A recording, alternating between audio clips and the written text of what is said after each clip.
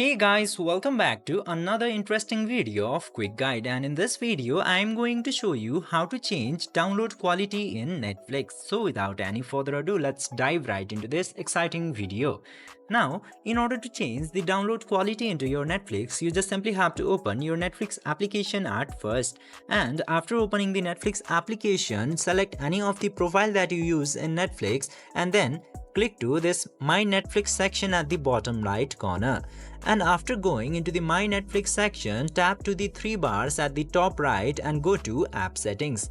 And after going into App Settings, you will see the settings of downloads. You just simply have to tap into this download video quality in order to change the download quality in Netflix. Just simply tap into download video quality and you can select the standard quality and high quality. The standard quality will download your contents faster and uses the less storage, while the high quality will use more storage than the standard.